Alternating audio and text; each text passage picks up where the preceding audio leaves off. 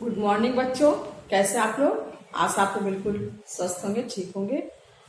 तो आज आप लोग का हिंदी ग्रामर का क्लास है। वैसे तो लेसन सब कंप्लीट हो गया है सेकंड टर्म का। अब जो है रिवीजन करवा रहे हैं।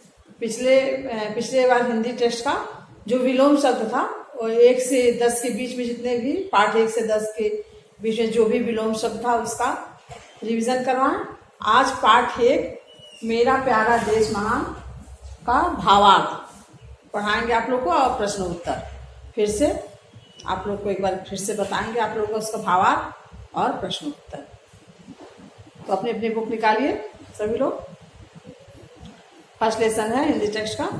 मेरा प्यारा देश महान, मेरा भारत देश महान, यहाँ न कोई ऊंचा नीचा, देश हमारा एक बगीचा, रंग बिरंगे फूलों जैसे हम सारे इंसान, मेरा प्यारा देश महान, मेरा भारत देश महान। वीर शहीदों ने दिलवाई भारत को आज़ादी, बलिदानों की कथा सुनाती अपनी प्यारी दादी। मैं हूँ भारत माँ का लाल, है मुझको अभिमान, मेरा प्यारा देश महान, मेरा भारत देश महान। अर्थात कवि जो है वो अपनी भावनाओं को एक बच्चे के माध्यम से व्यक्त करता है। वो देश के प्रति अपनी भावनाओं को बताता है कि मेरा प्यारा देश महान, मेरा भारत देश महान। यानी जो मेरा भारतवर्ष, हम लोग किस देश में रहते हैं? हमारे देश का क्या नाम है? भारत। इंडिया भी कहते हैं, हिंदुस्तान भी कहते हैं। तो भारत की अपने देश के बारे में बताता है कि हमारा देश जो है भारत वो महान है, मतलब सबसे बड़ा है। यहाँ ना कोई ऊंचा नीचा, देश हमारा एक बागीचा। यहाँ हर धर्म के लोग, हर जात के लोग रहते हैं। यहाँ कोई ऊंच नीच की भावना नहीं है। सब एक बागीचे में जिस तरह से तरह तरह के फूल रहते हैं, खिलते हैं, उसी तरह यहाँ पर एक ही जगह हर धर्म के, हर जात के लोग रहते हैं। रंग बिरंगे फूलों जैसे हम सारे इंसान। यहाँ बागीचे, जो बागीचा है वो हमारा देश है और हम जो है इंसान रंग बिरंगे फूलों की तरह है। मेरा प्यारा देश महान, मेरा भारत देश महान। वीर शहीदों ने दिलवाई भारत को आज़ादी, बलिदानों की कथा सुनाती अपनी प्यारी दादी। वीर शहीद जिन्होंने अपने देश की रक्षा करते हुए अपनी जान को गंवाई, उनके द्वारा हमें ये आज़ादी मिली है। और जो उन्होंने अपने देश के लिए अपने जान को गंवाया, बलिदान किया, उनकी कहानियाँ, उनकी कथाएं हम अपनी दादी से सुनते आ रहे हैं। मैं हूँ भारत माँ का लाल, है मुझको अभिमान, मेरा प्यारा देश महान, मेरा भारत देश महान। मुझे इस बात का गर्व है कि मैं भारत में पैदा हुआ हूँ या भारत माँ का लाल हूँ, इसलिए मुझे इस बात का गर्व है। अभिमान मतलब गर्व है। मेरा प्यारा देश महान, मेरा भारत देश महान। मेरा जो भारत है देश, मेरा भारत देश सभी देशों से बड़ा है, महान है। तो ये भावार्थ आप लोग को पहले लिखवा भी दिया गया है।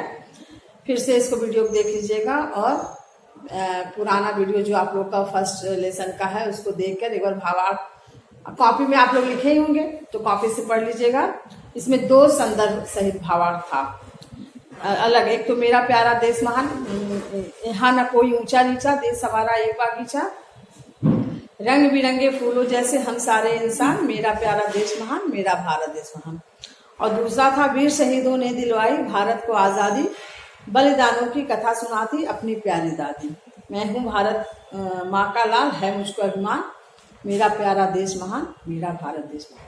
तो 2 अलग अलग 2 बना दिया गया है इसमें से अलग कि इसमें से आप लोग जो है छोटा छोटा करके तो भावार्थ आप लोगों का है उसको याद कर लीजिएगा। दोनों याद कर लीजिएगा क्योंकि फर्स्ट टर्म वाला भी सेकंड टर्म में आएगा तो हो सकता है ये।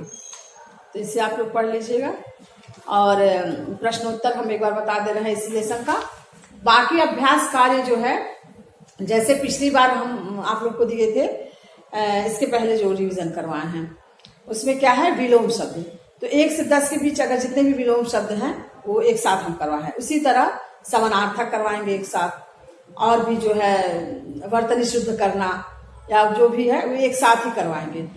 प्रश्नोत्तर और अभ्यास ये पाठ हम आपको ऐसे बता दे रहे हैं और अच्छे से आप लोग फिर से हम दोहरा रहे हैं कि चूंकि बहुत पुराना, बहुत पहले ही आप लोग को अप्रैल में ही पढ़ाया गया था, इसलिए एक बार आप लोग पढ़ लेंगे तो अच्छे से याद हो जाएगा। और कॉपी में देख लीजिएगा, अपनी कॉपी बुक निकाल के अच्छे से फिर से पढ़ लीजिएगा, उसमें बहुत सारे अभ्यास कार्य और भी हैं। तो प्रश्न है, कविता में रंग बिरंगे फूल किसको कहा गया है?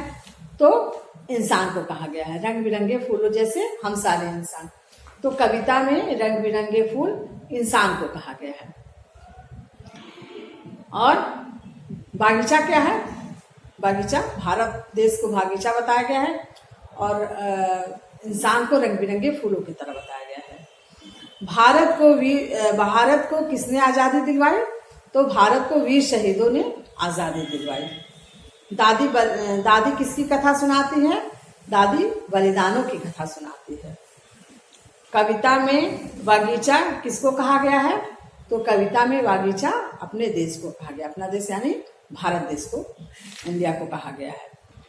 तो इसे आप लोग अच्छे से याद कर लीजिएगा, पढ़ लीजिएगा ये लेसन पूरा, क्योंकि रिवीजन हो रहा है फिर से। और आज जिसका भी जो लेसन अगर बाकी है देख लीजिएगा, 1 से लेकर 10 तक पूरा कंप्लीट कराया गया है।